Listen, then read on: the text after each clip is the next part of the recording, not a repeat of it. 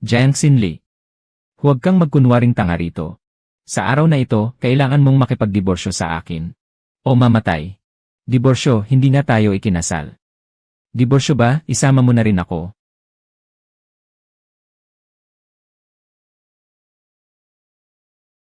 Ayaw mo bang matikman ang lason sa pangil ko? Pati ang kasunduan sa diborsyo ko, nilagdaan ko na. Pasensya na sa inyong dalawa. Suaning, narinig mo ba yon? Marunong pala siyang humingi ng tawad. Lene. Nauna na niyang pinirmahan ang bahagi ko. Pinunong babae, malamig ngayon. Uminom ka muna ng mainit na tubig para uminit ang katawan mo. Sa wakas, may matinong tao rin. Salamat. Pinunong babae, ayaw mo bang uminom ng tubig? Hindi pa ako gaanong nauuhaw. Kung ayaw mong uminom ng tubig, bakit hindi mo muna pirmahan ang kasunduan sa diborsyo ko?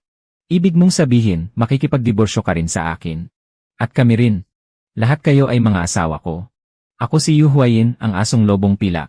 Siya naman si Huaxi, ang paboreal. Nakalimutan mo na naman ba? Hindi na yon magtatagal. Kung hindi dahil sa kasunduan ng pag-aasawa. Hindi na sana tayo kailangang pahirapan ng babaeng yon. Isang hamak na walang silbi na may spirit power na antas.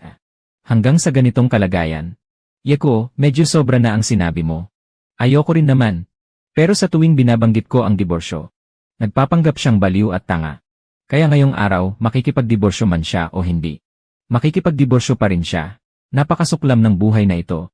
Mas mabuti pang mamatay kaysa mabuhay ng walang dangal. Sobra na talaga ang tiniis ko ngayon. Hindi ako yon. Parang may kakaiba kay pinunong babae ngayon. Sa tingin mo ba ay nagkasakit si pinunong babae? Kung may sakit ka, hayaan mong suriin kita. Pinunong babae, nakalimutan mo na bang doktor ako? Doktor. Pinunong babae, mahina pa rin ang katawan mo. Pero wala namang malubhang problema. Lene, ganyan naman talaga siya. Mas mabuti pang mamatay siya. Kung mamamatay siya, huwag na rin nating asahang mabubuhay pa tayo. Gusto niyang isama tayo sa libing niya. Hindi man lang siya karapat-dapat doon. Kung wala rin namang makakaligtas, huwag na lang tayong mabuhay. Jiang Xinli, mamatay ka na. Yeko, huwag kang padalos-dalos.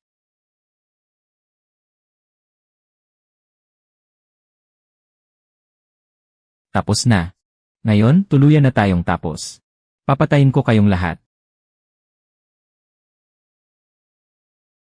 Yeko, nababaliw ka na ba? Itigil mo. Ah.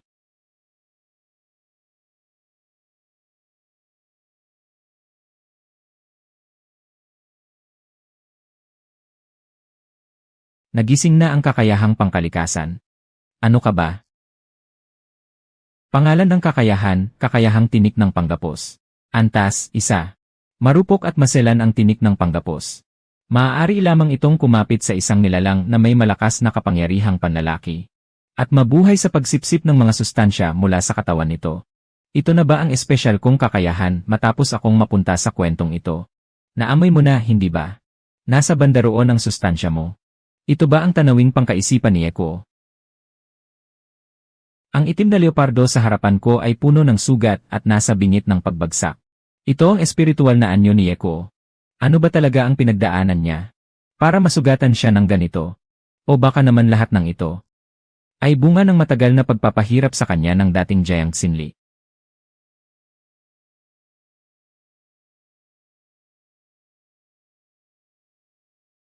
Pasensya na. Hanggang dito lang ang kaya ng spirit power ko ngayon.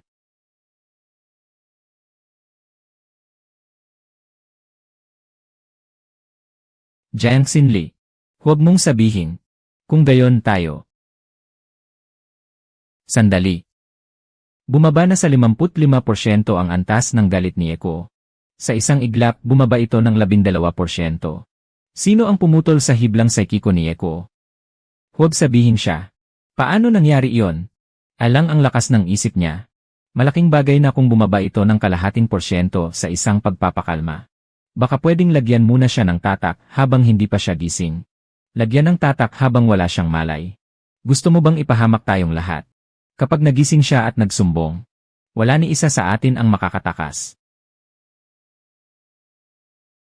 Ano ba talaga ang nangyari kay Eko kanina?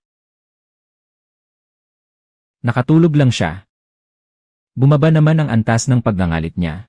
Pero kapag nagising siya at pinag-usig si Yekuo, lagot tayo. Malaking krimen ang pananakit ng asawang babae habang umiiral pa ang kasal. At sa malupit niyang pagkatao, lalo lang niyang itutulak si Yekuo sa impyerno. Medyo iba siya kanina. Hindi siya ang babaeng demonyo na kilala natin noon. Huwag kayong palinlang sa pansamantalang kabaitan niya. Kapag hindi siya inaatake, mukha siyang munting anghel sa paningin ng lahat. Pero kapag umatake na ang sakit niya, Lene, hey. Nakatulog lang siya. Hindi siya agad magigising. Ngayong gabi magbabantay si Naksuanying. Huaxi at Yuhuayin.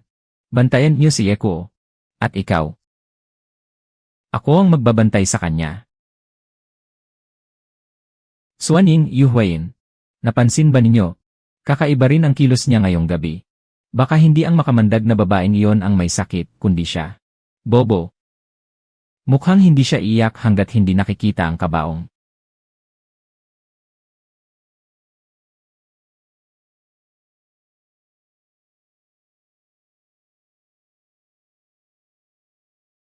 Tingnan ko nga. Pantay ang paghinga niya. Mahimbing ang tulog niya. May babaeng nasa mataas na antas na nagsagawa ng malalim na paglilinis sa kanya. Huwag sabihin siya nga. Impossible. Hindi man lang umabot sa iya ang lakas ng isip niya. Hindi siya makapasok sa dagat ng isip ng isang lalaki.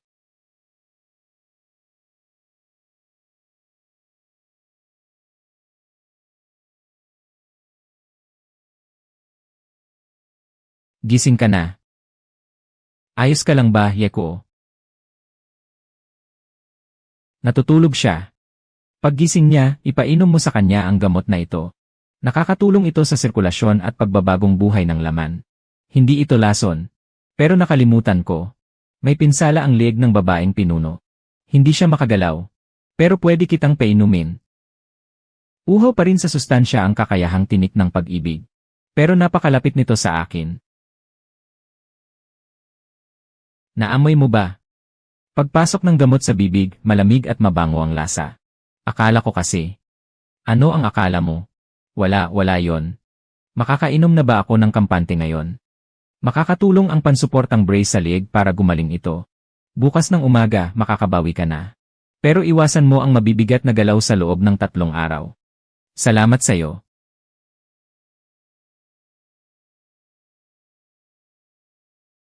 Ito ang interstellar na computer. Mahigit 800,000 oras. Muntik ko nang makalimutan. Isa na akong first class na mabigat na kriminal sa buong kalawakan. Saan dito ang mga asawang beastman? 5 silang mapanganib na taong pwedeng pumatay sa akin anumang oras. Lalo na si Xuanying. Ano ang iniisip ng babaeng pinuno? Pasensya na, natakot kita, babaeng pinuno. Iniisip kita. Talaga. Pakalmahin muna natin siya. Kumapit ka sa tagapagligtas mong hita. Talagang kakaiba ang babaeng pinuno ngayon. Kung ganoon, pwede ka bang huwag umalis ngayong gabi? Natatakot akong mag-isa. Napakarami nila. Kailangan kong bumaba. Baka samahan mo na lang ako. Sige, kung saan ka pupunta, doon din ako. Hindi na ako natatakot. Takot ka. Pero nandito ka. Hindi naman ako ganoon katakot. Ang espiritong dagat ni Zhu ay nagngangalit, pero malinaw na siya ang kumalma nito. Pero ranggo lamang siya. Paano niya nagawa iyon?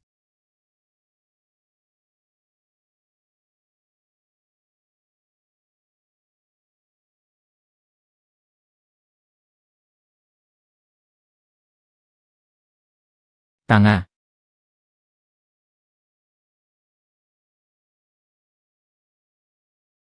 Lumapit ka sa akin. Napakalakas pala ng malamig at makamandag na ahas na ito.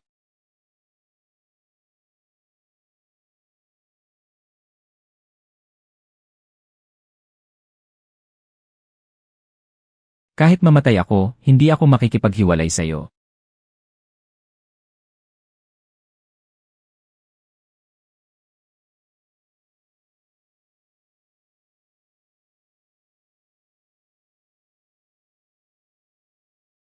Suanying 69%, Yuhuayin 58%, Huaxi 55%. Nasa bingit ng panganib ang tatlo. Malapit nang bumigay si Xuanying. Malapit na ring matapos ang oras ng paglamig ng kapangyarihang tinik ng pag-ibig. Para sa'yo ito, pinunong babae. Akin na ang lahat ng ito. Ellen, nahugasan ko ng mabuti. Ikaw naman. Narito. Pinaghirapan mo ito at ipinagpalit sa buhay mo. Sapat nang magtira ako ng isa bilang alaala. Hindi maaari yan. Nakalimutan mo na bang kailangang mag-upgrade ang kapangyarihan? Hindi ko kakayanin kung ako lang. Ano ba talaga ang nangyari sa kanilang dalawa sa itaas? Bakit biglang nag-iba ang eksena? Bigla itong kumabig ng buong 180 degree. Baka gaya ito ng pagkontrol ng isang Dark Beastman sa isang tagapaglikha ng mga puppet. Kinokontrol siya mula sa malayo. Hindi ko maintindihan. Noong una kaming ipinatapon sa planetang ito, 15 tao ang buong pusong nagbantay at nagprotekta kay Jiang Xinli. Sa tuwing nakakakuha sila ng kristal na ubod, wala silang pag-alinlangang. Ibigay agad ito sa kanya. Pero noon, hindi kailanman pinahalagahan ni Jiang Xinli ang mga yon. Para protektahan siya. Kahit alam nilang ang labis na paggamit ng kapangyarihan, ay magdudulot ng siklab sa espiritu. Napilitan pa rin silang sumugod ng buong tapang. Mula noon, nagkaisa sa tahimik na kasunduan ng 5. Hindi na nila ito ibibigay sa kanya. Pinunong babae, ito ang kristal na ubod ko. Akin ito. Mali ang lahat ng ginawa ko noon. Magbabago talaga ako mula ngayon. Tinatanggap ko ang mabuting hangarin mo. Pero hindi ko maaaring kunin ang mga kristal na ubod ninyo. Bakit hindi mo rin kunin ang kay Shen Chance? Ako. Wala akong pakialam. Ilalagay ko na lang ito rito. Narito ang sa akin. Pakiusap, pinunong babae, tandaan mong tanggapin ito. Ang ingay mo. Akin ito. Pag-ibig ko ito. Gusto mo ba? Naku, patay tayo. Tumataas ang antas ng pagsiklab ni Xuanying. Maaari ba akong pumunta at suklayin ang espiritu niya? Siyempre, maaari mong gawin ang kahit anong gusto mo. Pero mag-ingat ka. Lumitaw na ang araw sa kanluran. Hinding-hindi ko inakalang papayag siyang ayusin ang lakas ng espiritu nito. Kahit bumaba man lang ng 0.5%. Kung hindi na ganito kalaki ang pagbabago sa emosyon ni Xuanying, hindi siya haharap sa pagguho ng espiritong dagat. Hindi siya gusto ng pinunong babae. Huwag na natin siyang bigyan. Kumalma ka. Kapag tuluyan siyang nawalan ng kontrol ngayon, tapos tayong lahat.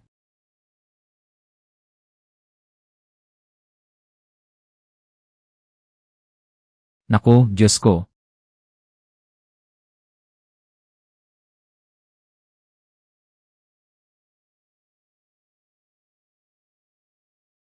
Akala mo ba kaya mo akong kontrolin? Naku, Diyos ko. Maniwala ka sa akin. Kaya kitang pakalmahin.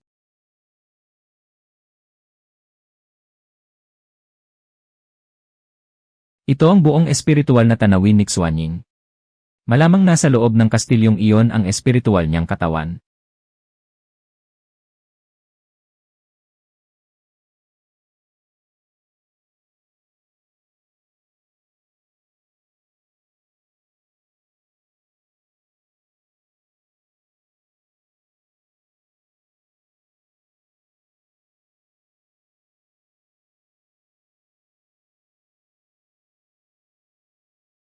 Ito ang espiritual na katawan ni Xuanying. Paano siya nasugatan ng ganito?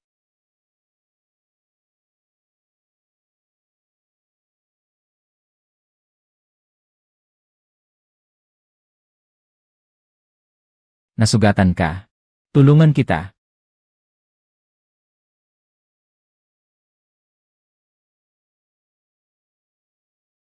Tanga.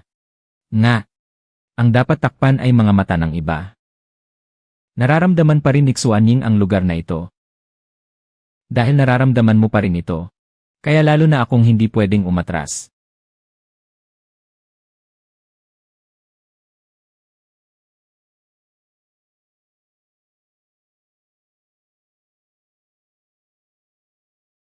Talagang gumana.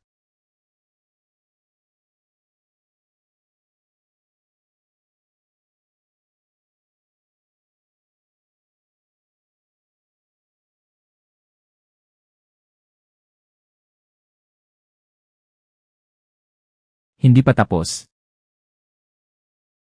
Ang bakal na kadena ang tunay na pumipigil sa kanya. Ang tanawin ng espiritu ng lalaking beastman. Mailalantad nito ang antas ng kanyang kapangyarihan at mga pagnanasa sa kalooban.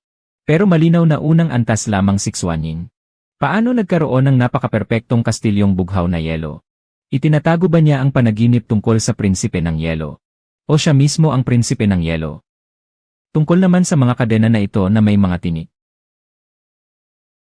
Hindi naman talaga nakakandado ang bakal na kadena.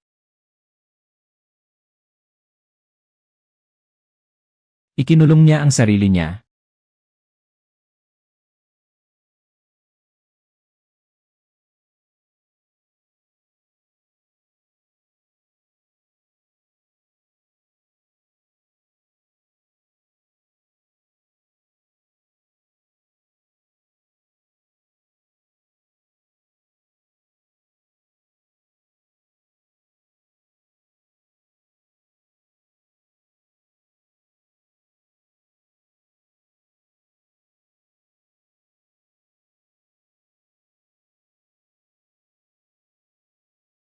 Panginoon ng mga beastman.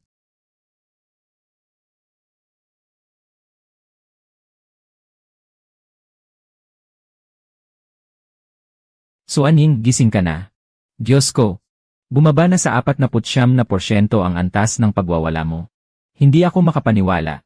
Ang taong nagligtas kay Yekuo ay ang Panginoon ng mga beastman. Paano nagawa iyon ng lakas ng isip na nasa antas Ito na ba ang himalang binabanggit sa mga alamat? Panginoon, bubuo ako ng batang paboreal para sa iyo.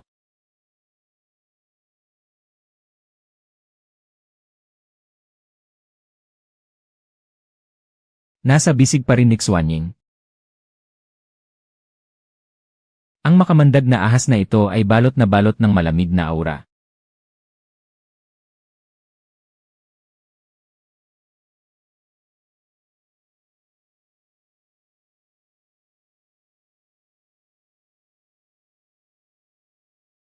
Kinagat talaga ako ng ahas na ito. Ikaw.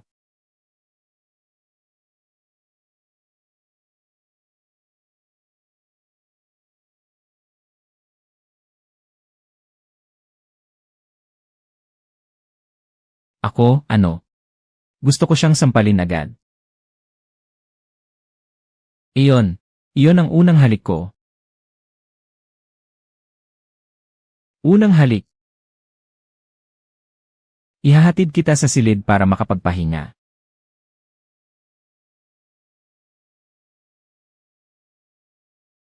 Yakap na naman. Hindi naman siya walang mga paa. Gusto ko naman. Noong hinalikan ako ni Xuanying kanina, muling nagliwanag ang kapangyarihang tinik ng PC. At bahagya rin itong lumaki. Sinisipsip nito ang antas ng pagwawala. Pati ang sustansyang nakuha mula sa nangyari kanina. Tama nga, magkaiba talaga ang mga yon. May panahon din kaya ng paglamig ang ganitong sustansya.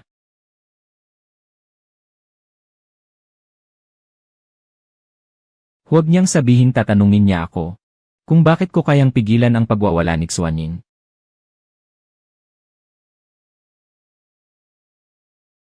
Masakit pa ba? Hindi na.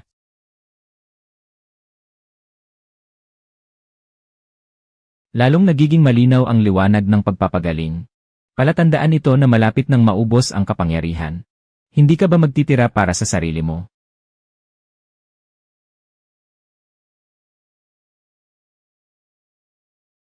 Maghuhugas lang ako ng kamay. Sige, ako na ang pupunta.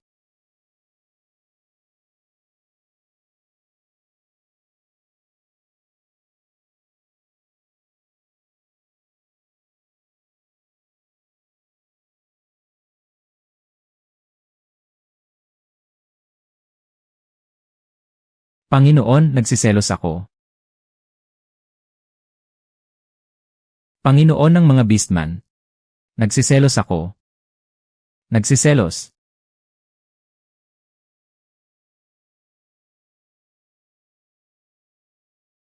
Ano ang problema mo?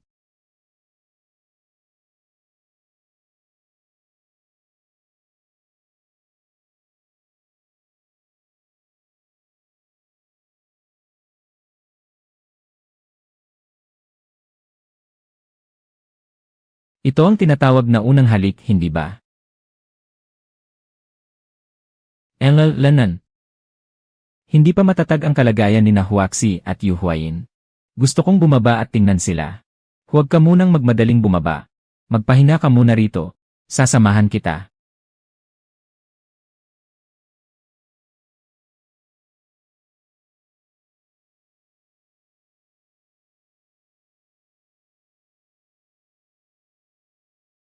Mas matatag na ba ang pakiramdam mo? Lanan. Gusto ko pang ipagpatuloy ang paggabay ng kaunti. Umaakyat pa ang enerhiya ng kapangyarihang tinik ng PC. Hindi pa lubusang gumagaling ang leeg ng Panginoon ng mga beastman. Sa loob ng 3 araw, huwag masyadong magpagalaw ng malaki. Matutulungan kitang gabayan ang lakas ng isip mo.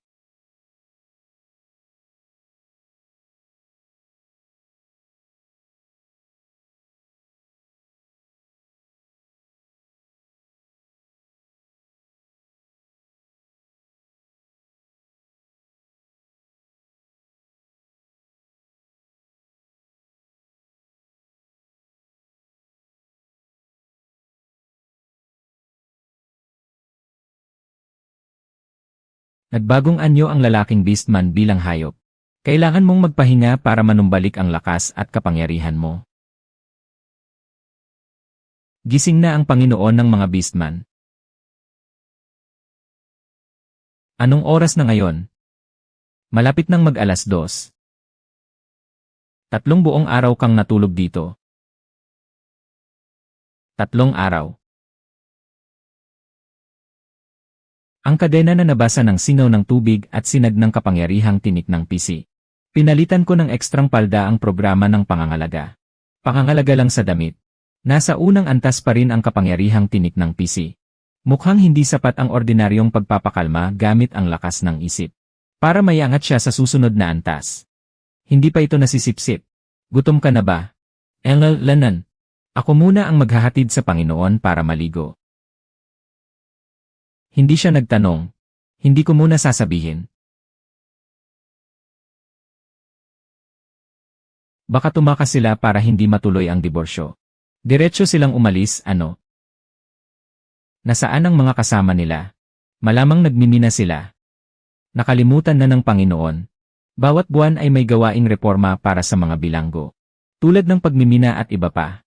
Parang naaalala ko na. 100 taon na pagkakatapon sa hantad na planeta. Maliban sa bahay na ito, lahat ng iba pang supply ay kailangang ipagpalit sa pamamagitan ng pagtatrabaho. Bawat buwan, kailangang maghatid ng mga supply kapalit ng puntos. At sa yugtong ito, ang kailangang ihatid ay mineral na bulalakaw. Ginagamit ito sa paggawa ng mga baluti, barkong pandigma, at iba pa. May 2 pang landas tungo sa kamatayan ang dating may-ari ng katawan. Hindi makipagdiborsyo sa 5 asawang beastman. Mawawalan ng kontrol ang dagat ng espiritu. Mamamatay ang dating may-ari ng katawan. Pagkatapos ng diborsyo, maiiwan siyang mag-isa. At mapaliligiran din siya ng hukbo ng mga bangkay na papet. Kapag hindi nakipagdiborsyo, kamatayan. Kapag nakipagdiborsyo naman, kamatayan pa rin. Napakalapit na ng kamatayan. Parang ibang tao ang Panginoon nitong mga nakaraang araw. Nawalan pa ng alaala. Baka natakot siya ng husto. Hindi mo naman ako makakalimutan balang araw, di ba? Siyempre, hindi. Talaga ba? Mabuti naman at may kaunti ka pang konsensya. Nga pala, itabi muna natin ito.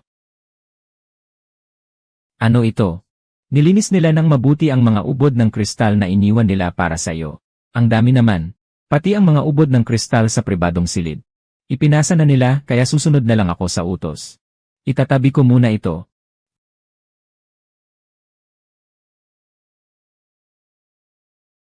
Ito ang singsing ng pribadong espasyo ko. Mas malaki ito kaysa dati. Dalhin mo muna ang mga gamit. Kasya lahat dito. Mula ngayon, hindi mo ito pwedeng alisin nang wala ang pahintulot ko. Bawal mo itong hubarin. Ibinigay mo ito sa akin. Kung gayon, ano ang gagawin mo? May limitasyon ang mga gamit na maaaring dalhin ng mga ipinatapong bilanggo. Pinakamarami na ang isang singsing ng espasyo. At isang sandatang pananggol sa sarili. May kakayahan ako sa espasyo. Kaya kong mag-teleport at lumukso sa malayo. Kaya ko ring mag-imbak ng mga bagay pansamantala.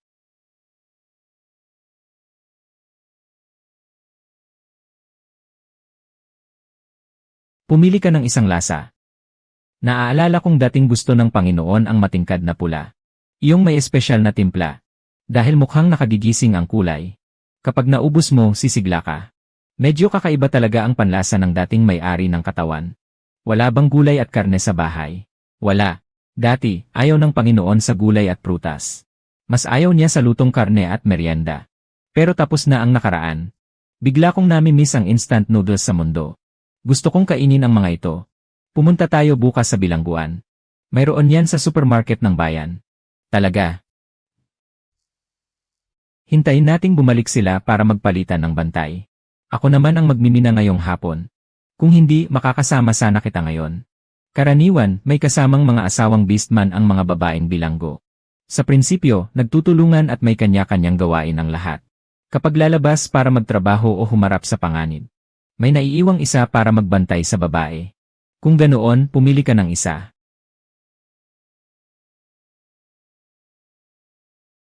Ito ang gusto ko.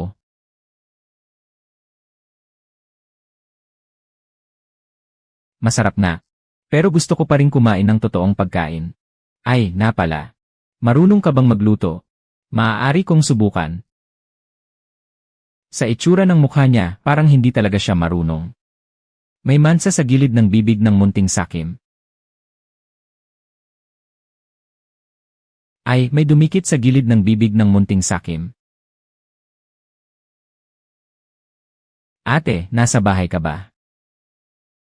Ako na ang magbubukas ng pinto. Sige, sasamahan kita. Ate, naririyan ka ba?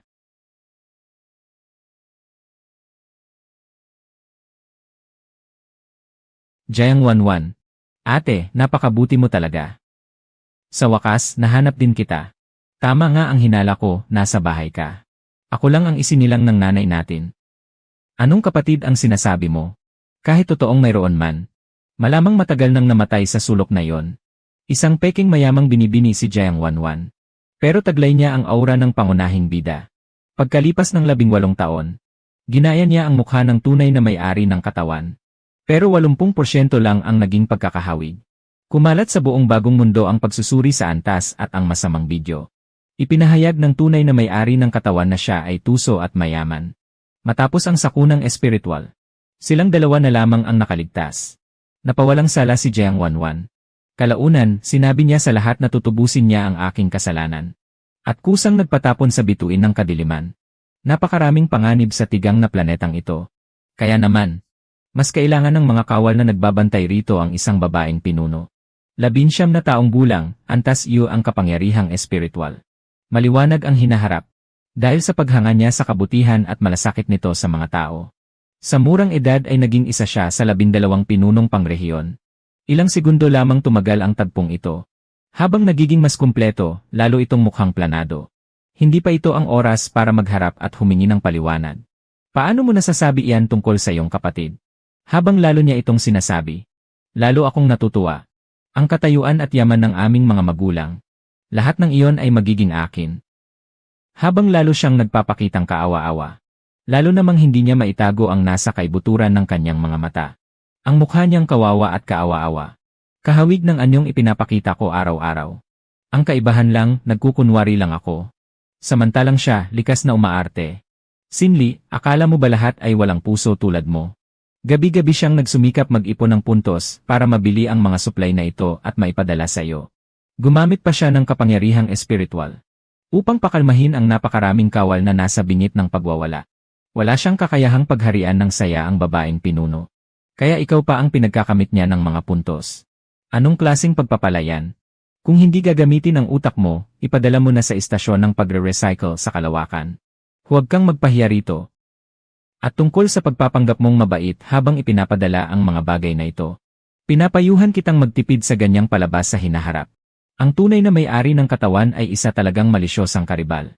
Sa harap nilang dalawa, hindi man lang kumukurap. Paano ko ipaliliwanag kay Sheng Chance na nasa tabi ko? Sasabihin ko mamaya. Tama na.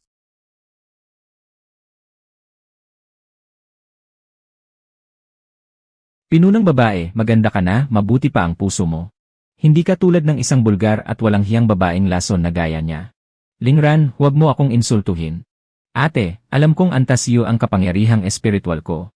Samantalang antas ka lang. Ate, napakahirap makahanap ng mga prutas at gulay na ito.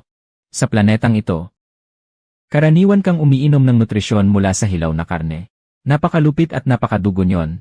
Hindi makatutulong iyan sa pagbabago ng iyong imahe. Kamakailan ay bumaba ang temperatura.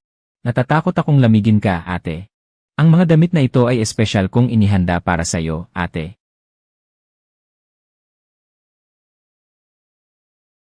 Pero hindi ko inakalang magiging dahilan iyon para biglang mawalan ng kontrol si Eko. Muntik na niyang sakalin. Ang salarin at ugat ng lahat ng kaguluhan ay nasa harapan ko pala. May inilalabas na amoy ang mga babaeng at lalaking taong hayop na tinatawag na senyas ng pag-aari. Ngunit, karaniwan lamang itong napapansin kapag nag-init ang magkabilang panig at naghahanap ng kapareha. Kaya kusa rin itong nagigising sa katawan ng mga taong hayop. Magkakaiba ang amoy. Pero halos lahat ay may kaugnayan sa amoy ng mga bulaklak, damo, at puno. Si Sheng Chans ay may malamig at matapang na amoy ng punong nababalot ng nyebe. Samantalang siya ay may banayad na halimuyak ng rosas. Ngunit saglit niyang sinuri ang kapangyarihang espiritual nito. Isang piraso ng impormasyon ang lumitaw sa sandaling lumapit ito kay Sheng Chans. Bigla na lang siyang naglaho, walang anino ni Bakas. Sige na, ubos na ang pasensya ko. Isama mo ang inutil mong lalaking nakahiga lang. Pati ang lahat ng magulong kalat na ito. Bilisan mo at umalis ka na. Lumabas lang siya para itulak pasulong ang takbo ng kwento. Para makakuha ng mas marami pang piraso ng kwento. Sa ngayon, mukhang malaki-laki ang napala ko. Gumaan ang pakiramdam ko matapos siyang sigawan. Medyo nakapaglabas nga ng sama ng loob. Tutal, nitong mga nakaraang araw ay umaarte siyang mahinang babae. Medyo nakakasakal na ang pag-arte niya. Pasensya na, hindi ko alam kung paano. Kapag nakikita ko siya, hindi ko mapigilan ang sarili ko. Hindi mo naman ako muling hindi papansinin gaya ng dati, di ba? Bakit naman? Sa totoo lang, ayoko rin namang maging ganoon kasama. Pero parang may kinikimkim na galit sa dibdib ko. Huwag mong sabihin bumabalik na naman ang anxiety ko. Nagtitiwala ako sa'yo. Doktor ako. Hindi ko hahayaang maulit iyon sa'yo. Umalis na sila. Paano mo nalaman? May kakayahan ako sa espasyo. Nararamdaman ko ang mga nasa loob ng isang tiyak na saklaw. Ang kalagayan ng mga may kakayahan at ng mga gumagamit ng kapangyarihang mental. Pero may dumating na naman. Mabuti na lang at halos hindi nagbago ang antas ng pagwawala. Pinunong babae.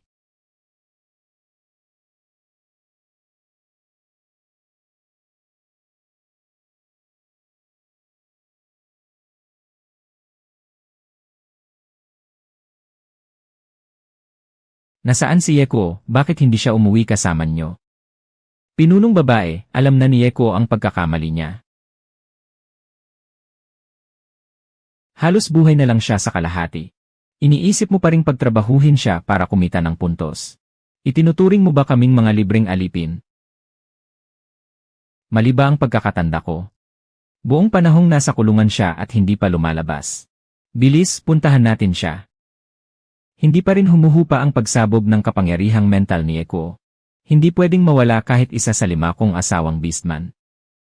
Hindi ko inakalang. 5 asawang beastman. At kailangan ko pa ring magtrabaho sa ganitong impyernong kapaligiran. Maghintay ng 4 na oras.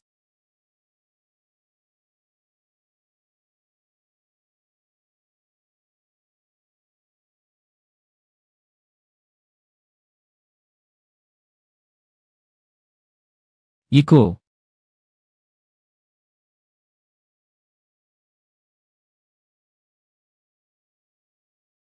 Dapat ay nakabawi na ang kakayahan mong magpagaling. Tulungan mo akong iligtas siya. Pinunong babae, sigurado ka bang ito ang gusto mong gawin? Muntik ka na niyang mapahamak noon. Pinili niya mismo ang kalagayan niya ngayon. Sigurado ka ba tungkol sa mga yon? Takot na takot ako. Matutulungan mo ba akong alisin ang lahat ng iyon? Ayoko nang makita pa ang mga yon.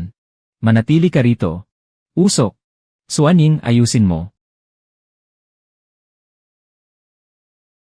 Nakakasilaw sa mata. Hindi maganda ang hangin dito. Dalhin muna natin siya pabalik sa silid.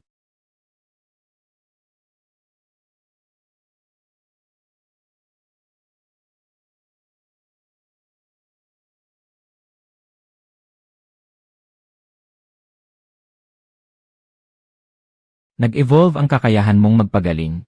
Hindi ako galit. Dati, naniniwala ka lang sa mga peklat na nakikita mo. Kaya hindi ko tuluyang binura ang ilang bakas. Pero ang ikaw ngayon ay hindi na ang ikaw noon. Kaya wala na ring dahilan para itago pa ang mga yon. Ang siya ngayon ay hindi na. Ang siya noong nakaraan. Ano ang ibig mong sabihin? Pilosopiya ng sinaunang Blue Star. Hindi ba niyo napapansin? Hindi ba ibang-iba na si pinuno nitong mga nakaraang araw kumpara noon? Kung tama ang pagkakatanda ko. Mula kailan naging ganito kanormal ang emosyon ng pinunong babae?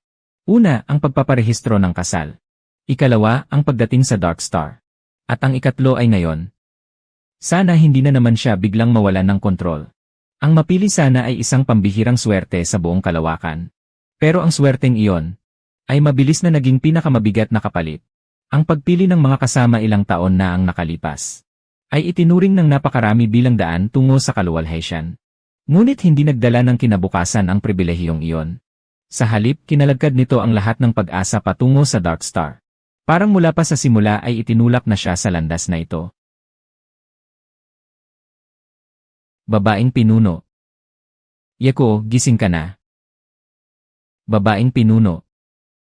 Noong gabing iyon, hindi ko talaga napigilan ang sarili ko. Hindi ko napigilan ang sarili ko. Anong ibig mong sabihin?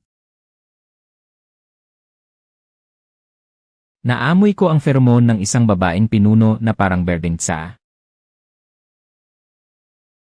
Pheromone na parang birding tsa. Ibig mong sabihin, may babaeng sadyang nagpasiklab ng unos sa espiritual mong dagat. Isa lang akong antas ng kakayahan. Sa normal na kalagayan, imposibleng maamoy ko iyon. Maliban na lang kung sinadya niyang ipaamoy iyon sa akin.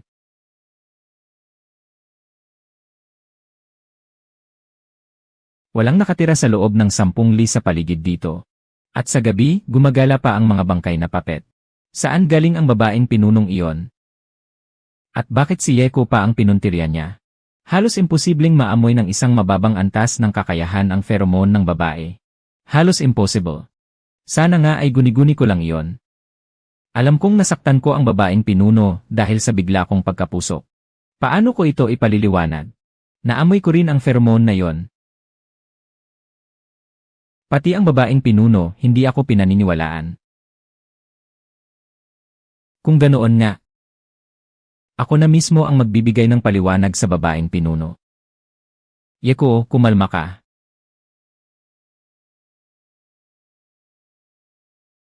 Pinaniniwalaan kita. Shenchans, baka kailangan mo muna siyang gamutin sa ulo. Ikaw ang may sakit. Hindi lang kita pinaniniwalaan. Alam ko rin kung sino ang taong iyon.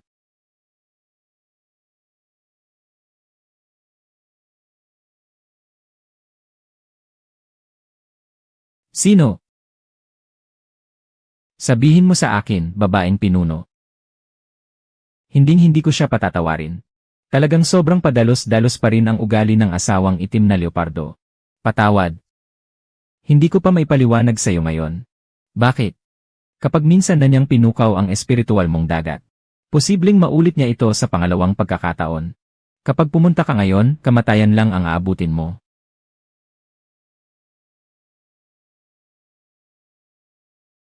Kapag dumating na ang tamang oras, sasabihin ko sa inyong lahat. Kakabawi pa lang nila. Hindi na sila pwedeng mapahamak ulit. Sasama ako sa iyo.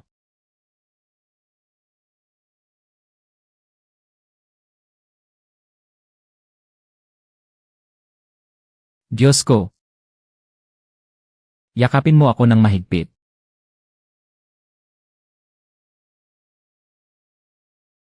Hahaplusin ko lang naman. Noong gabing iyon, daan-daang bangkay na papet ang umatake sa atin. Daan-daan ang mga iyon.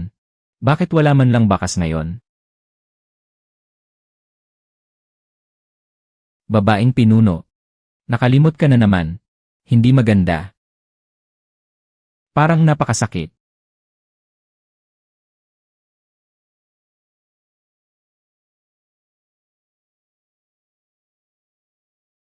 Hindi ko akalaing may pakinabang din pala ang pagpapanggap na may sakit. Nakakakuha pa ng libreng gamutan. Mabuti na. Medyo mahina pa ang katawan mo ngayon. Mamayang gabi, huwag mong kalimutang sipsipin ang mga kristal na ubod. Apropos sa mga bangkay na papet. Babaeng pinuno, wala ka na ba talagang natatandaan? Wala akong maalala. Pakiramdam ko lang, para silang mga bangkay. Bakit sila tinatawag na mga bangkay na papet? Isang halik lang, namumula ka na agad. Dahil hindi makontrol ang mga bangkay. Pero kayang kontrolin ng mga maitim na beastman ang mga bangkay na papet. Mga maitim na beastman. Mga lalaking beastman sa interstellar na mundo ng mga hayop. Kapag nagising ang kanilang kakayahan sa hustong gulang, sabay silang nahahati sa mga beastman ng liwanag at mga beastman ng dilim. Ang dilim ay nagdudulot ng kaguluhan. Sinisikap nitong labagin ang mga tuntunin. Pinananatili ng liwanag ang kaayusan. Nililinis nito ang kasamaan. Kapag namatay ang isang bangkay na papet, tinatawag itong pabalik. Kapag dumating ang tamang panahon, muli silang bubuhayin. Parang muling nabubuhay mula sa abo. Mga nagbagong hayop sila. Pagkamatay nila, muli silang nagbabago. Mga maitim na beastman. Likas nilang kayang kontrolin ang mga maitim na beastman.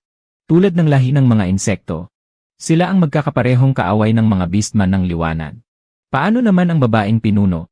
Sa buong bagong interstellar na mundo, iisa lamang ang maitim na babaeng pinuno. Taglay niya ang kapangyarihang kayang wasakin ang buong kalawakan. Masama ba talaga siya? Ayon sa mga kalkulasyon, malapit na. Hindi ba yon ay isa laban sa 10 bilyon? Maaaring sabihin ng ganoon. Buong buhay na hinahanap at sinusundan ng mga taong hayop ng kadiliman ang kanilang pinuno, at buong buhay din silang tapat sa kanya. Para sa kanya, sunod sila ng sunod na parang mga tuta. Hindi ba ibig sabihin noon na lahat ng taong hayop ng kadiliman ay magiging mga asawa niya? Naiinggit ka ba? Hindi ako naiinggit. Paano kung maunahan siyang salakayin ng taong hayop ng liwanag bago siya maghati-hati? At siya muna ang kumilos. Hulihin muna ang pinuno bago ang mga tauhan, di ba? Ang babaeng taong hayop ng kadiliman ay isang babaeng uri ng SS na may pinakamalakas na kapangyarihang espiritual. Matapos niyang pagdaanan ang kawalang pag-asa, ginamit niya ang isang pagkakataon upang suwayin ang mga batas ng sansinukob. Ano ang pagkakataong iyon? Talaga bang wala nang maalala ang mestresa? Mas cute ngayon ang mestresa kaysa dati. Isang halik lang, namula na agad ang mukha niya. Napakadaling mahiya ng mestresa. Kung gayon, sabihin mo muna sa akin. Ano ba talaga ang naalala mo kanina? Kailangan pa nating magmina. Duwag ka talaga. Ang tigas ng ulo mo. Hindi pwede. Nandito na tayo.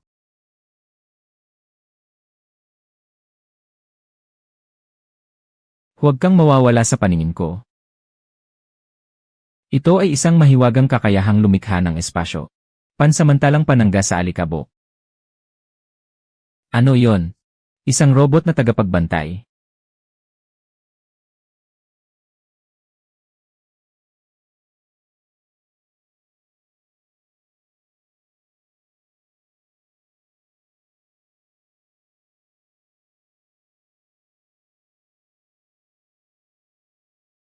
Pasensya na. Hindi kita masisisi. Kumapit ka ng mabuti. Bakit ang bilis mo? May ganito rin bang kagamitan si Naxuanying? Gumagamit sila ng mga kakayahang pang-atake para basagin ang mineral. Ginagamit ko naman ang kakayahang pangkalawakan para hanapin ang ubod ng mineral. Kaya bilisan natin. Kaya nagpapanggap lang silang naghahanap sa labas. Ang pagpapanggap na nagtatrabaho ay trabaho rin. Tamad lang sila. Halos ganoon pero hindi ganoon kasimple. Ang silid na iyon ay hindi tahanan para sa kanila.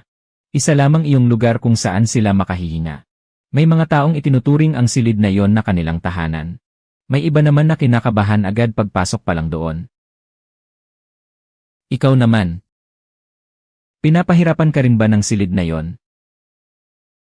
Gusto kong marinig ang katotohanan.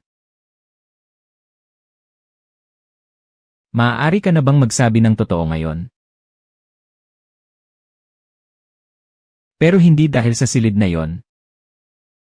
Dati gusto kong umalis. Pero ngayon hindi na gaanong ganoon. Hindi ibig sabihin na biglang gumanda ang silid na yon.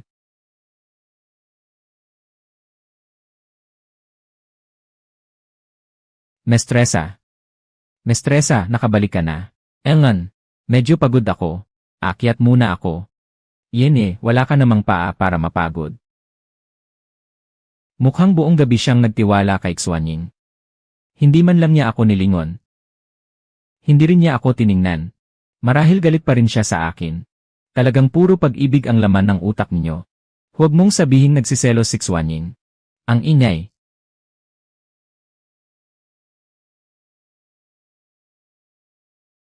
Hindi ito tahanan. Isa itong bilangguan.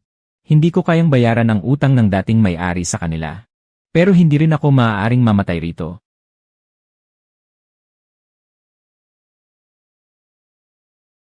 Ang 80 taon ay hindi biyaya. Isa itong pintuan tungo sa pagtakas mula sa kamatayan. Ang diborsyo ay hindi wakas, kundi isang alyansa. Mestresa. Ano ang iniisip ng mestresa?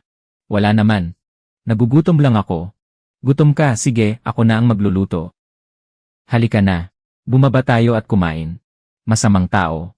Mestresa, nakita mo na ba ang reward mission sa utak na ilaw? Paano mo balak pumili, mestresa? Hindi ko pa napagpapasiyahan. Pwede bang pagsama-samahin ang mga misyong iyon? Para mas maagang mabawasan ang sentensya. Ang parusa rito ay hindi kailanman para pahirapan ang mga tao hanggang mamatay. Kundi para bigyan sila ng kaunting pag-asa araw-araw. At pagkatapos ay hayaan silang durugin iyon mismo. O pwede na ring sabihing mahaba na ang mga binti mo. Xuanying, mag-ingat ka sa pananalita mo. Ang pananalita ko. Shenchans, itikom mo ang mapagmataas mong bibig. Hindi ito ang imperyo mo. Tama na, hindi lang ikaw ang may karapatan sa pinunong babae. Malaya siyang pumili kung kanino niya gustong makasama.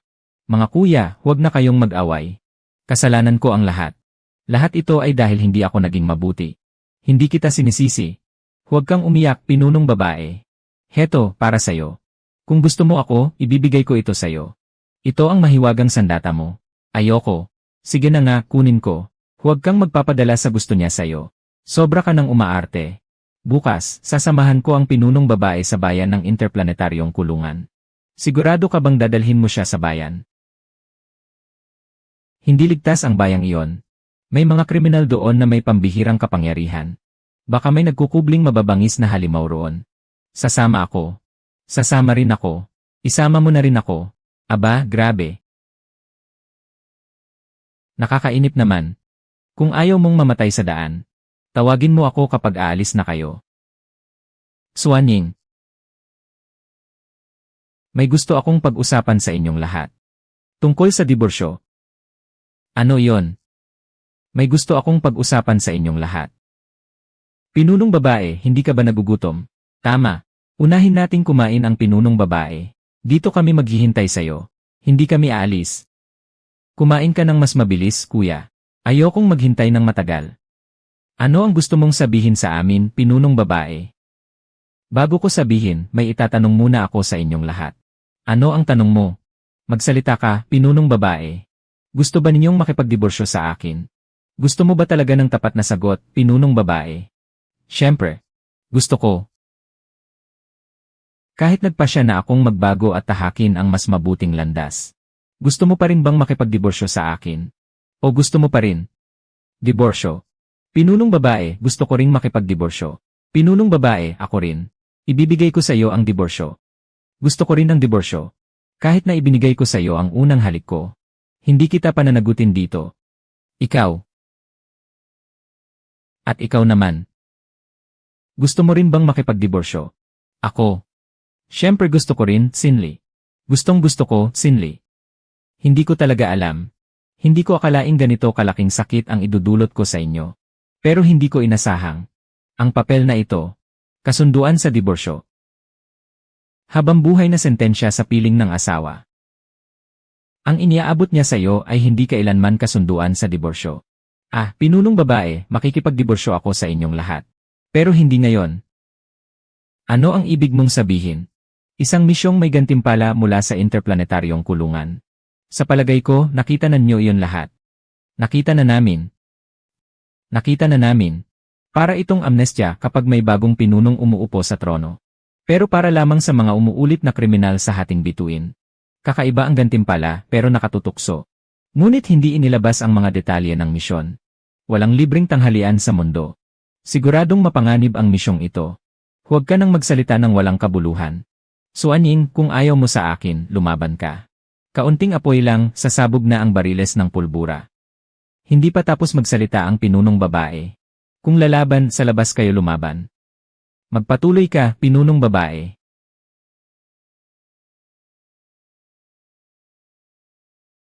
Ang tigas ng ulo mo. Siguradong mapanganib ang misyon. Pero kahit ano pa ang laman nito, gusto ko pa ring tanggapin. Kaysa mabulok sa madilim na bituin ng 100 taon. Mas mabuting isugal ko na ang lahat. Hindi ito pakikipagsapalaran. Ito na ang huli kong pagkakataong makabangon. Sa tingin ko, may katwiran ang pagsusuri ng pinunong babae. Kung gusto ng pinunong babae na tanggapin ang misyon, handa akong sumali. Wala kang ang anumang utos. Bakit ako ang unang uurong? Sasali rin ako.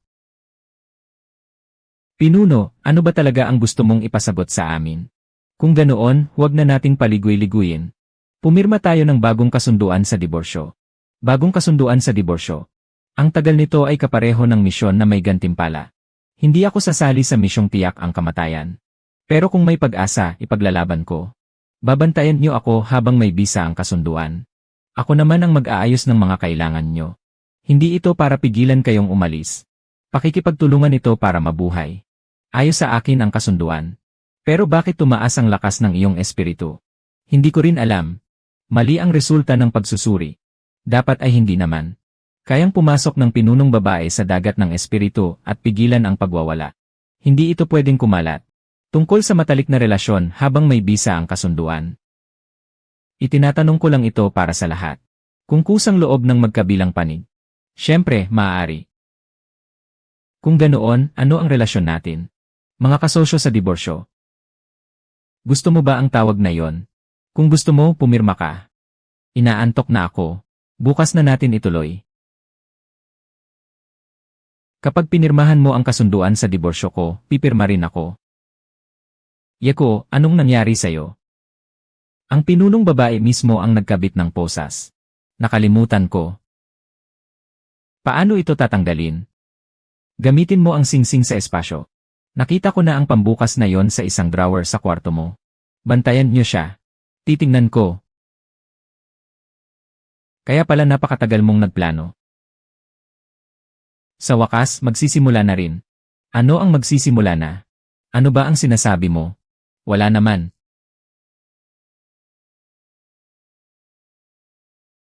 Bumaba muna tayo sa natin pag-usapan. Patay, masyado akong nadala kanina. Magkunwari na lang akong nawalan ng malay at palalampasin ko ito. Pinunong babae. Huwag ka munang lumapit. Gagamutin ko muna siya. Nagpapanggap kang may sakit habang nagpapagaling din. Napakasarap naman ito. May mali sa kilos ng pinunong babae kanina. Kasalanan ko ang lahat. Hindi ko dapat sinabi ang tungkol sa diborsyo. Pinunong babae, magkamalay ka nga. Hindi na ako makikipagdiborsyo. Huwag kang gagalaw ng basta-basta. Kailangan niya ng katahimikan. Hayaan mo muna siyang magpahinga. Mawawala rin ito agad. Hindi pa rin siya dumidilat. Saan mo siya gustong dalhin? Kahit sabihin man lang ninyo kung ano na ang kalagayan niya. Gusto ko lang siyang bantayan. Ang inday ninyo, mas mahirap kung magpapanggap pa siya. Paano ako napunta rito? Pinuno, huwag ka munang kumilos. Pinuno, gising ka na. Ano ang nangyari kanina? Hindi ba gusto ninyong magdiborsyo? Bakit kayong lahat ay nakapalibot sa akin?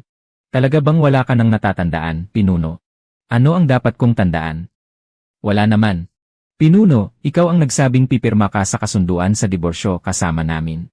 Mula nang tanungin mo kami kung gusto naming magdiborsyo. Hanggang bago ka bumaba. Iyon na yata ang buong kwento. Sandali, lilinawin ko lang. Pinuno, kahit ngayon ay wala na akong maalala. Pero maganda ang mungkahing iyan. Mapaikli nito ang sentensya natin. Panalo tayong lahat. Ano sa tingin mo, Pinuno, kung gusto mo, ayos sa akin? Nga pala, nasaan si Yeko? Yeko. Binigyan siya ng pinuno ng harang panghenetiko. Ikaw lang ang makakagamit nito.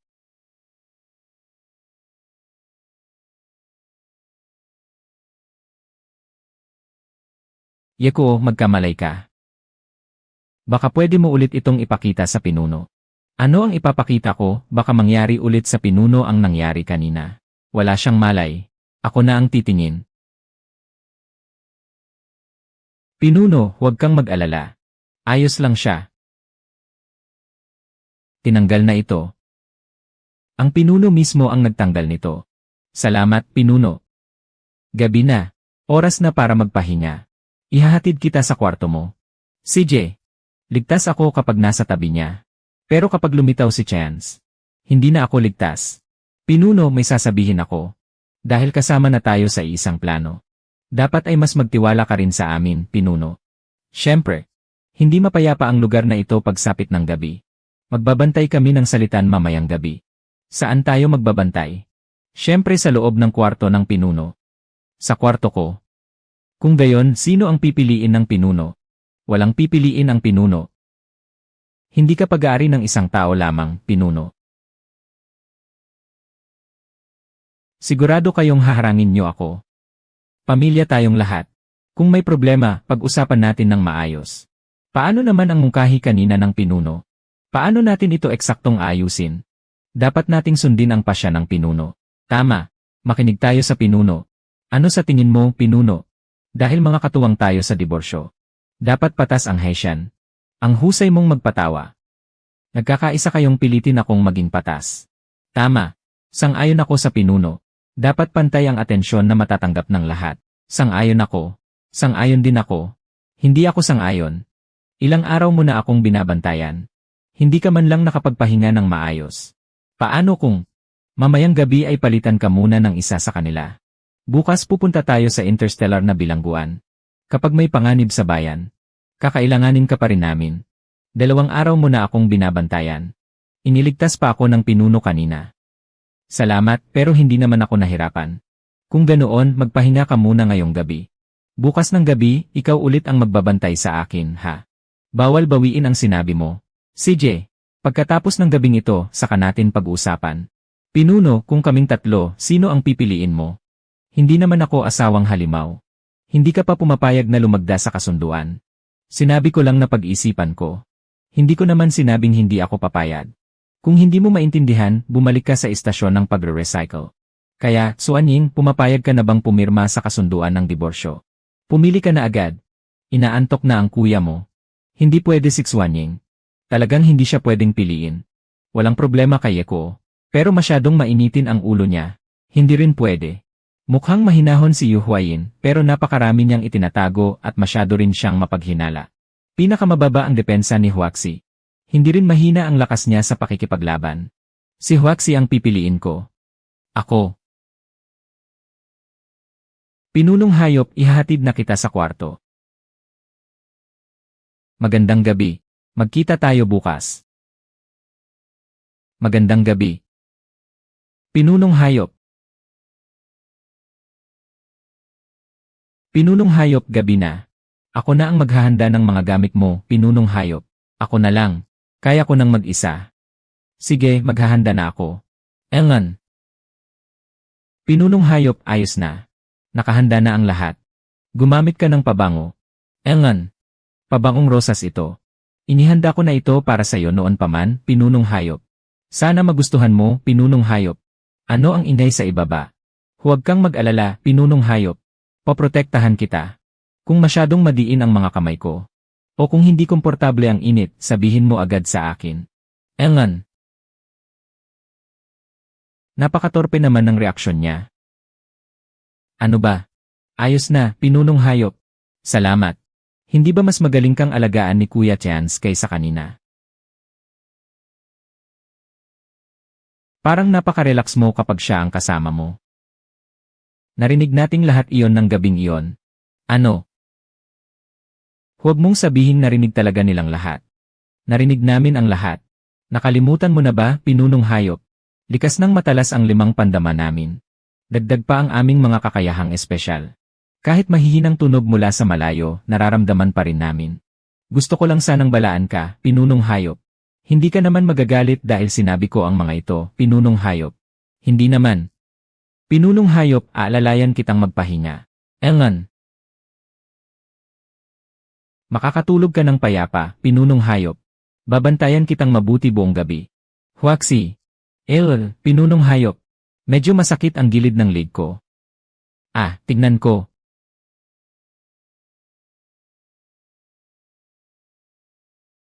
Salamat sa iyo, Huaxi.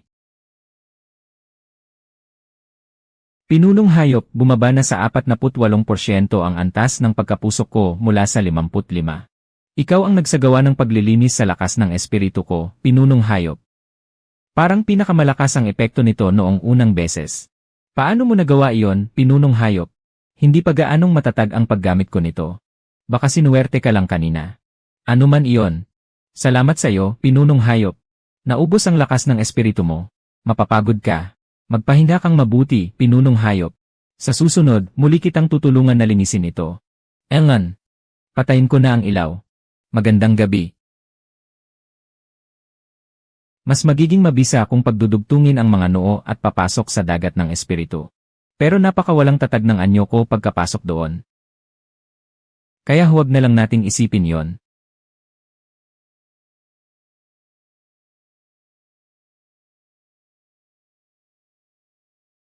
Bakit napakakinang? Napakaganda.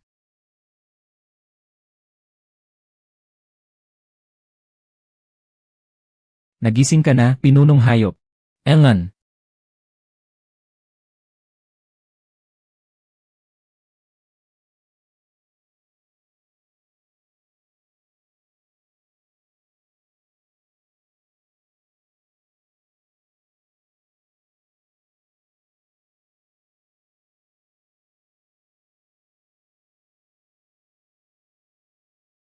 Tinulungan kitang linisin ang dagat ng espiritu mo kagabi.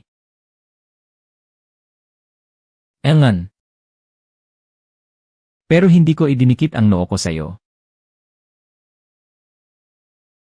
Pinunong hayop, Huaxi. Kayo kagabi. Ang ibig kong sabihin, nakatulog ka ba ng maayos? Mabuti naman ako. Hindi ko alam kung nasaan ang Panginoong babae.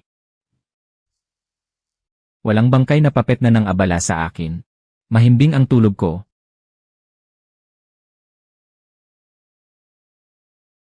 Bakit tumaas ang antas ng pagsiklab ng iyong kapangyarihang espiritual? Napakatatag naman ito dati. Kung pupunta na naman ang Panginoong babae sa ibang lalaki ngayong gabi, baka lalo pa itong tumaas.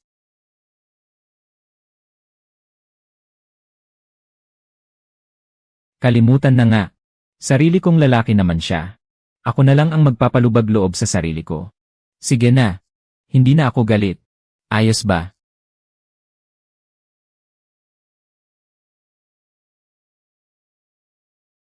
Hihintayin kitang maging lubos na handa. Kaya, huwag mo akong katakutan.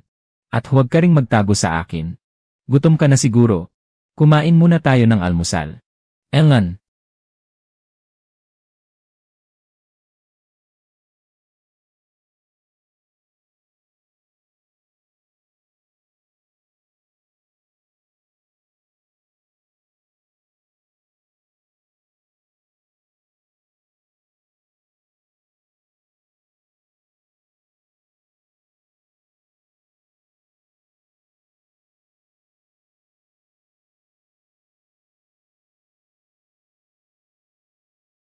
May sasakyan pala kayo. Panginoong babae, ipinatapon lang kami. Hindi ibig sabihin noon na tuluyan na kaming nawalan ng kalayaan kumilos. 6 kaming lahat. Pero 5 upuan lang ang mayroon. Mukhang kulang ang mga upuan. May mga pakpak naman siya. Bakit pa siya sasakay? Kaya mo namang gumapang. Ikaw, bakit ka pa sasakay? Mahilig daw ang mga uri ng ahas sa madidilim at masukal na lugar na pwedeng gapangan. Mga kuya, pwede bang huwag kayong mag-ingay? Paano kung hindi na lang tayo pumunta? Ang dami naman natin. Hindi maaari. Hindi rin ako sang-ayon. Bunso, pwede bang magparaya ka muna? Kuya Leopard, mas mabilis kang tumakbo gamit ang 4 na paa kaysa sa paglipad ko. Kahit 5 tao ang umupo sa likurang bahagi. Hindi pa rin magkakasya ang 3 nagbagong anyo. Bunot na lang ang magpapasya. Ang numero 1 ang magmamaneho. Ang mga numero 2, 3, at 4 ay sasakay sa likod matapos magbagong anyo. Ang numero 5 ay sasabit sa bubong ng sasakyan. Ikaw ang bumunot. Good luck sa inyong lahat. Numero 3 ang numero 2. Inaapiban niyo ako dahil mas bata ako. Ako ang magmamaneho.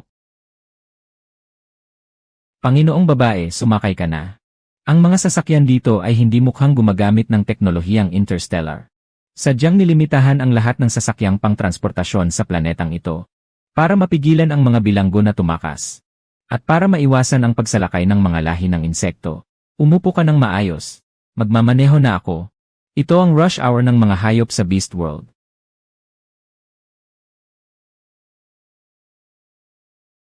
Nakapasok ba ako sa isang mahiwagang mundo ng mga hayop? Nauuhaw ka ba? Gusto mo ng katas ng prutas? Hindi ako nauuhaw. Ikaw, nauuhaw ka ba? Hindi rin ako nauuhaw.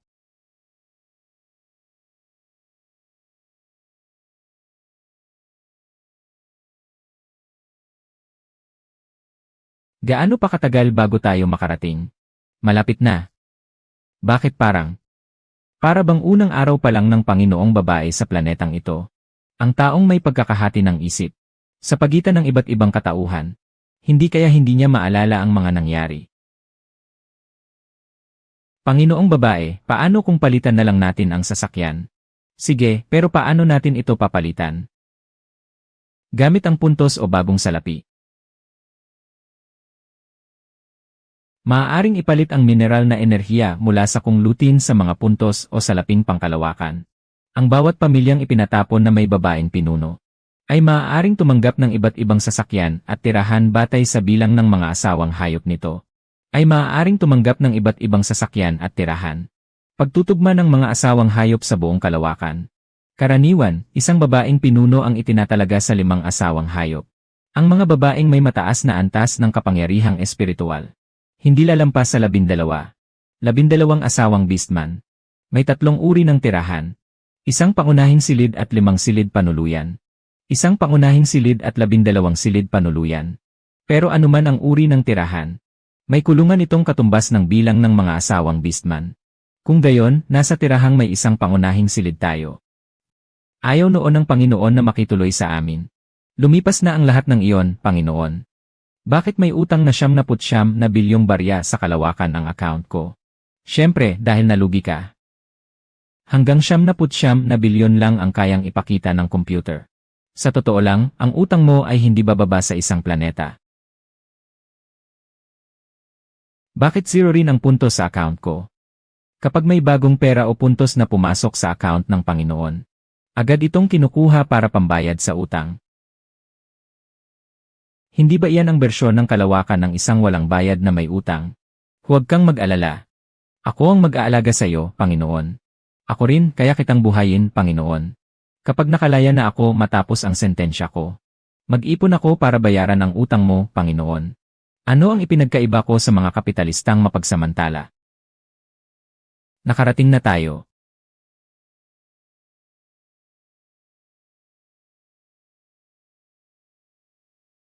Bakit napakaraming taong nagkukumpulan dito?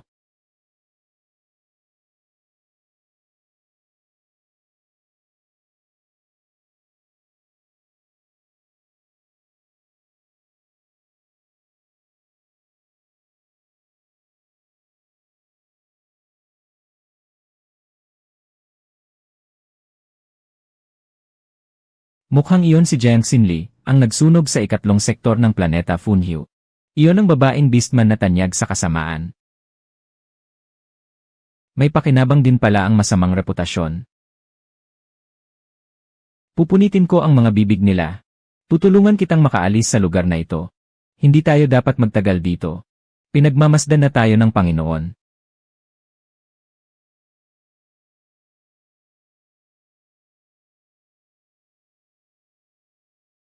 Huwag kang matakot. Sasama ako kay Yeko sa sentro ng pamamahala ng bilangguan para ihulog ang batong mineral. Ipapalit ito sa mga puntos. Hinding-hindi ka dapat mawala sa paningin ng kahit isa sa amin. Halika na, Panginoon. Ang mga damit niya ay lahat nasa estilo ng palasyo ng imperyo. Napakaganda. Halika na, Panginoon. Ang mga damit niya ay lahat nasa estilo ng palasyo ng imperyo. Bagay na bagay sa'yo. Kung gayon, may mahalikang pamilya nga ang imperyo. Siyempre, ang imperyo ang isa sa pinakamayaman at pinakamakapangyarihan sa buong kalawakan. Nasaan si Xuanying? Palagi siyang biglang sumusulpot at nawawala.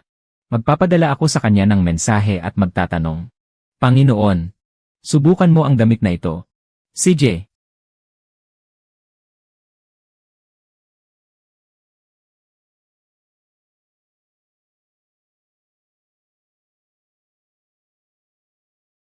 Iyon. Panginoon. Ayos ka lang ba? Ayos lang ako. Nagulat lang ako sa maliit na ahas. Pero, parang ikaw ang may problema.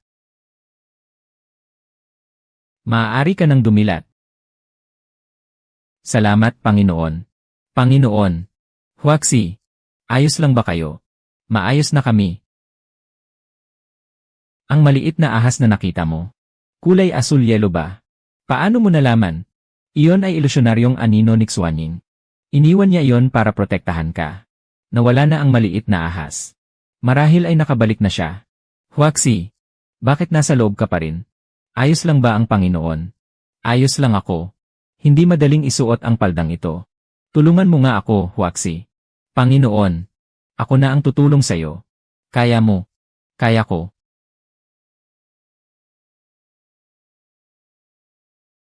Ayan, ayos na. Mahigpit ba? Sabihin mo sa akin kung hindi ka komportable. Sakto lang ito.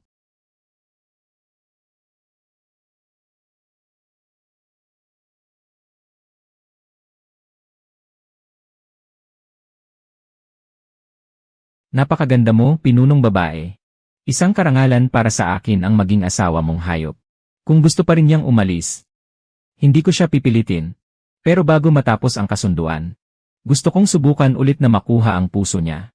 Pinunong babae, ginamit mo ang pabangong rosas na ibinigay ko. Ang mga regalong ibinibigay mo sa akin, aalagaan at gagamitin ko ng mabuti. At itatago ko rin ng buong ingat. Talaga.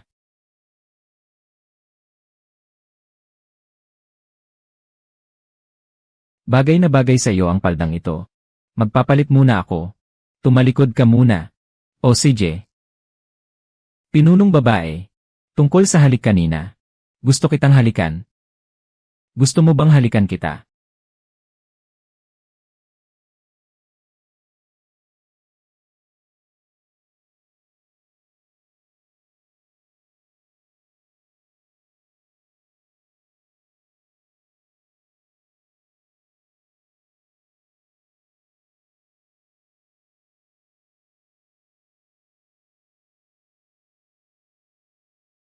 Huaxi. Pinunong babae. Hindi pa ba kayo tapos? Malapit na. Lumabas ka muna. Ako na ang magpapalit. Ako na ang magpapalit. Hindi na ako natatakot. Dahil nandito kayo. Huwag kang matakot. Hindi ako natatakot. Bakit ngayon ka lang lumabas? May lihim kayong relasyon ng pinunong babae sa loob. Anong lihim na relasyon? Malinaw at marangal ang relasyon namin ng pinunong babae. Karapat dapat lang ang paghalik ko sa kanya. At may lakas loob ka pang sabihin na hindi kayo naglilihim. Amoy pinunong babae ang buong katawan mo. Pinaprotektahan kita para bantayan siya. Hindi para samantalahin ang pagkakataon at lumapit sa kanya. Asawa rin niya akong hayop. Bakit kapag pwede ka, kailangan kong umatras? Hindi pagmamay-ari mo lamang ang pinunong babae. Mapipigilan mo ba ako? Mapipigilan mo rin ba ang lahat ng asawa niyang hayop? At hindi naman siguradong ikaw ang pipiliin niya. Paano mo nalaman, hindi mo alam kung sinubukan kong magbago? Ano sa tingin mo, ikaw lang ang nagbago para sa kanya? Magbago. Ang pagbabagong iyan ay paulit-ulit lamang siyang sasaktan. Kung ganoon, ano ang silbi ng pagbabago mo? Akala mo ba ikaw lang ang kayang magprotekta sa kanya?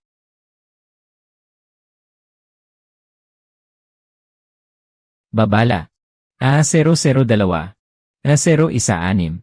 Itigil niyo agad ang laban. Kung hindi, papatayin namin kayo agad. Shenchans, tumigil ka. Huaxi, huwag kang gagalaw. Pinunong babae. Ayos ka lang ba? May mga sugat ka ba? Ayos lang ako. Pero pwede ba, huwag na kayong mag-away? Sa tuwing nag-aaway kayo, sumasakit ang dibdib ko. Hindi na kami mag-aaway. Pinunong babae. Mali ako. Pinunong babae. Mali rin ako.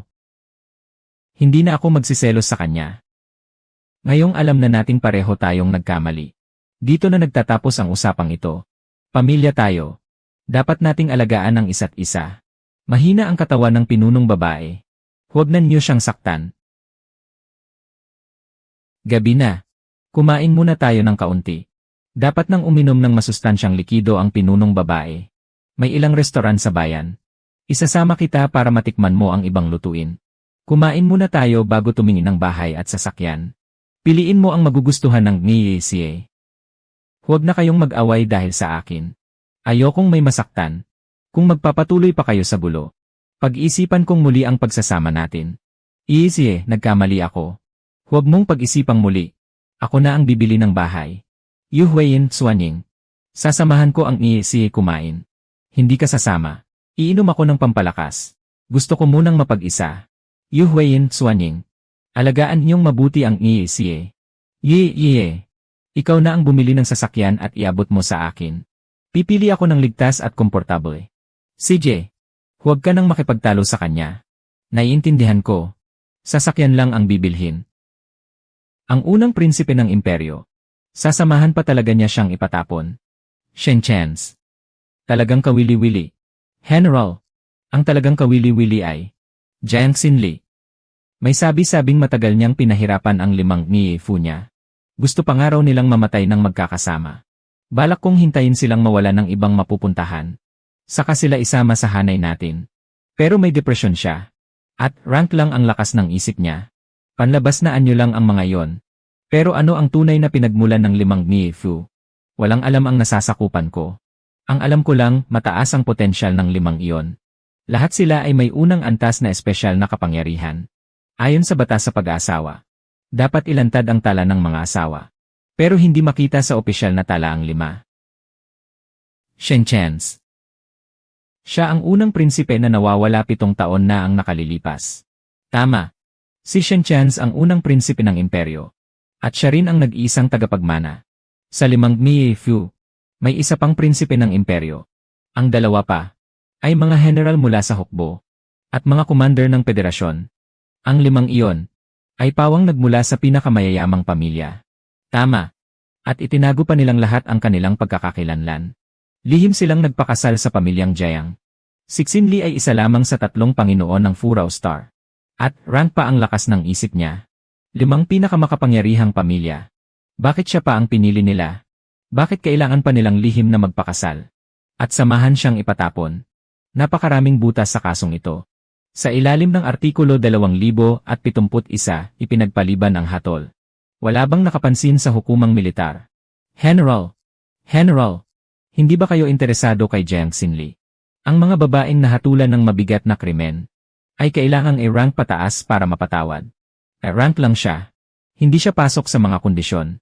Maaaring ipawalang bisa ng 2 prinsipe ang diborsyo. Pero wala ni isa sa kanila ang umalis. Sa halip, ipinatapon siya sa rank na Bentin Yanzite. Napakagandang pagkakataon. Siguro, baka hindi nagkataon ang lahat ng ito. Ang gantimpalang pagbawas ng parusa sa bilangguan ay malapit ng ipahayag. Pagpapawalang bisa ng parusang kamatayan. Pagtatago ng pagkakakilanlan. Sabay na pagpapatapon at misyong magbabawas ng parusa. Tiyak na may kinalaman ito. General, may malaking lihim na itinatago si Jiang Xinli. Lalapitan ng tauhan ko si Xinli para siya sa atin siya. Sa tingin mo, hindi man lang siya makakapasok sa pintuan. At itatapon siya palabas ng utak na yon. Utak sa pag-ibig. Hindi ba palaging si Jiang Xinli ang tinutukoy niyo? Nandidiri ako sa nakita ko mismo ngayon. Pero hindi siya tulad ng mga sabi-sabi. Ang utak sa pag-ibig ay nakaukit sa mga gen ng Beastman. Makikita yon sa isang tingin pa lang.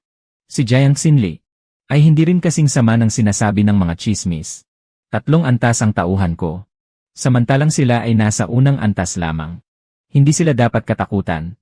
Lalapitan mo siya. Hindi mo siya awayin. Hindi mo maitatago ang madilim mong aura. Madali itong mabunyag. Ako na mismo ang pupunta. Malapit ka nang lumampas sa 8 antas. Isa na namang Star-Lord.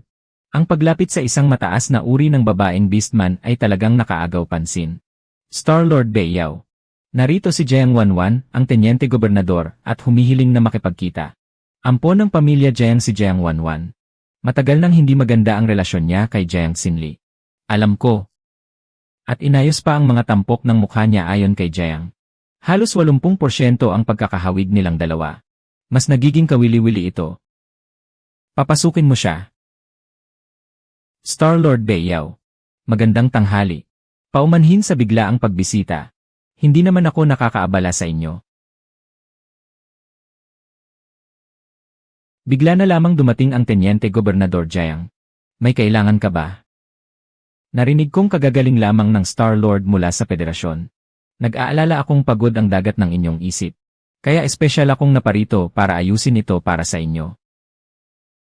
Napakaganda ng kalagayan ng lakas ng isip ko ngayon. Hindi kailangang magpakumbaba sa akin ang Star-Lord. Marami pang mga sundalong may matinding pagkaligalig sa hating gabi na bituin. Naghihintay silang maayos ang kanilang isip. Ang iyong lakas ng isip ay dapat mapunta sa higit na nangangailangan nito. 2 babaeng beastman lamang sa hating gabi na bituin ang may lakas ng isip. Star-Lord, talaga bang hindi mo ako bibigyan ng pagkakataong subukan? Sinabi mo na mismo. 2 lamang sila. Mahilig ako sa matapang na alak. Hindi ako mahilig sa berdeng tsa. Itago mo ang lakas ng isip mo. Ito ang tirahan ng Star-Lord. Hindi ito lugar para mamili ka ng kapareha. Dahil hawak mo ang posisyon ng Tenyente Gobernador. Bigyang pansin mo ang pananamit at pananalita mo. Kung hindi, magdududa ang ibang tao. Kung paano mo nakuha ang posisyong ito. Dahil ba sobrang kaakit-akit ng Star-Lord. Kaya sandali akong nawalan ng pagpipigil. Hindi ko napigilan ang sarili ko. Kung ganoon, huwag ka nang magtagal dito. May iba pa akong kailangang asikasuhin. Hindi na kita ihahatid.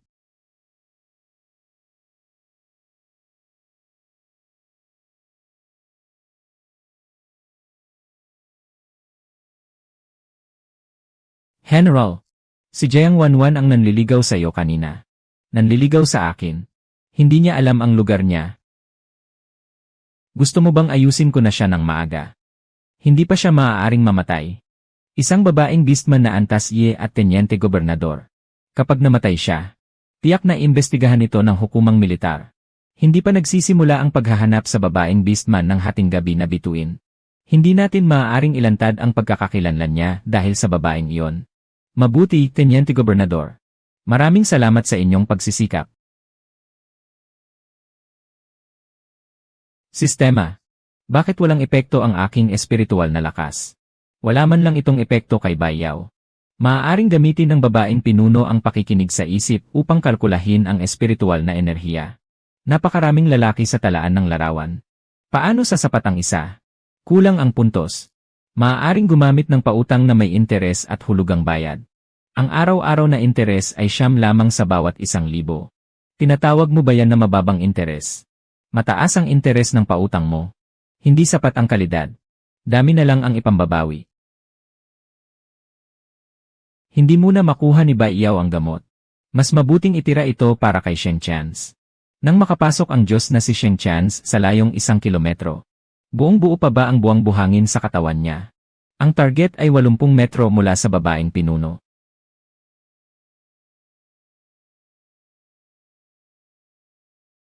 Bakit biglang dumami ang mga mandirigma sa bayan? Tumaas man lang ng 2 antas ang seguridad. Hindi sila pumunta rito para salakayin tayo. May mas mapanganib na taong dumating. Bumalik na ang pinunong si Beiyao. Bumalik na ang pinuno ng planeta.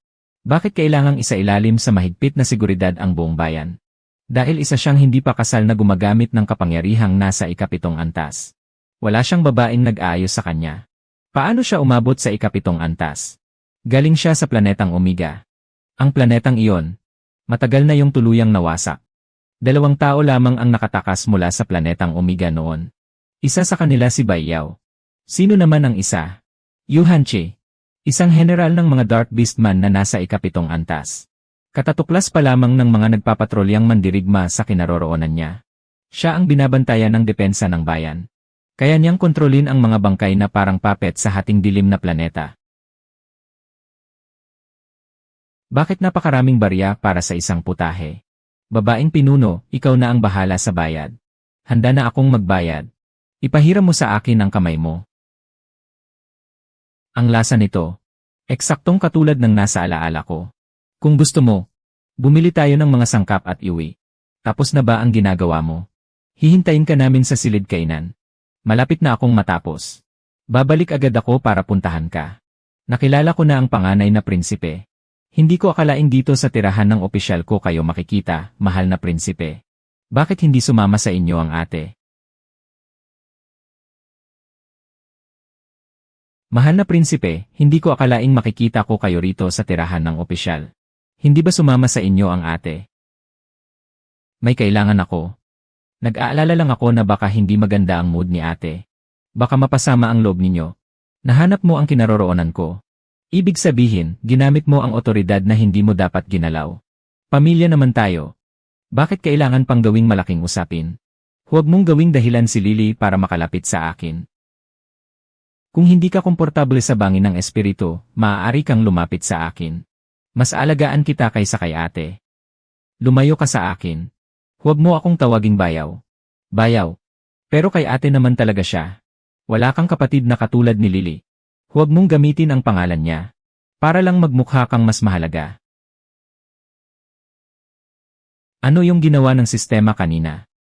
Pagtusok ng espiritual na lakas. Hindi kilalang kakayahan. Nakatali kay Jiang Xinli. Mas mababa ang iyong pagkagusto kaysa sa pinakamababang antas ng pagsusuri. Kaya hindi gumana ang pagkontrol sa isip. Hindi ko siya makontrol. Kung gayon, sirain muna natin si Jiang Xinli. Babaeng pinuno, nasa silid kainan ka pa ba? Nandito kami. Magkita tayo sa pasukan ng tindahang nasa ilalim ng lupa. Sige, hintayin mo ako. Malamang namimili na naman si Huaxi ng mga palamuti. Pumunta muna tayo sa tindahan. Mas maraming bangkay na parang puppet sa paligid ng bayan ng hating dilim.